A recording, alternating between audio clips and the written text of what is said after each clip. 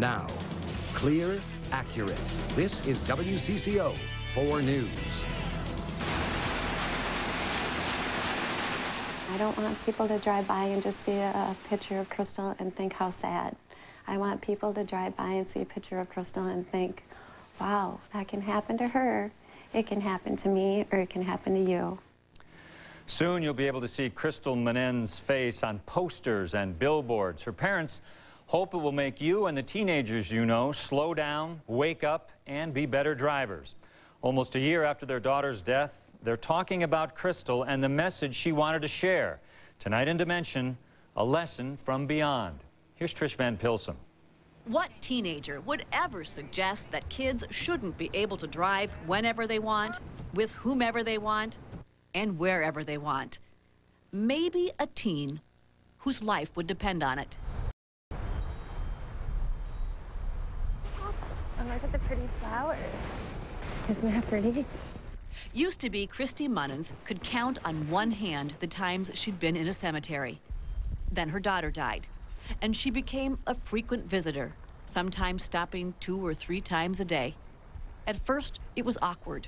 We would just sit there, and I didn't know what to do, and so I started writing in a journal. And when Kristal's mom headed home, the journal stayed.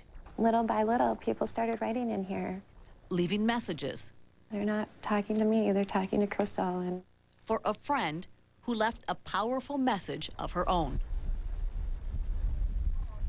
This is what's left of the car Kristal was riding in. No drinking involved, no other vehicle either. Just a 16-year-old friend, an inexperienced driver. 12:40 that night, there was a knock on our door. It was police looking for Kristal Monnens' parents. So I knew when he asked if he could come in, I pretty much knew exactly what he was going to tell me. And sure enough, that's what he told me, that she was killed in a car accident. The next day, Kristal's family went through her car. They found homework, an outline of a persuasive speech. Kristal didn't live to give that speech, but in dying, made the most powerful argument of all. You see, Kristal's speech was about teenage drivers and why they shouldn't have the same rights as older, more experienced drivers. I just couldn't believe it. Kristal, a senior at Shakopee High School, knew teen drivers are a problem. It's in her outline. More accidents, more fatalities, more than any other group. She couldn't have known that driver inexperience would claim her life.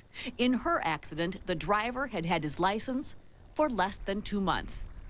Drove too fast and way too carelessly and went up over a hill, and he hit a tree.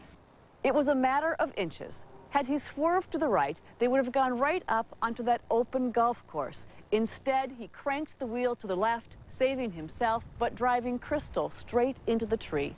It's the kind of call young drivers have a hard time making. I don't believe that their brains are developed enough to be able to make decisions, quick decisions and split-second decisions that could save someone's life. Kristal R. Monnens. I would ask you all to join in for a moment of silence in memory of Kristal.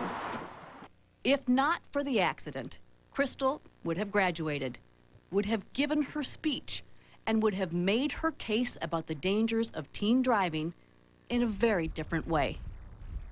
For Dimension, I'm Trish Van Pilsen.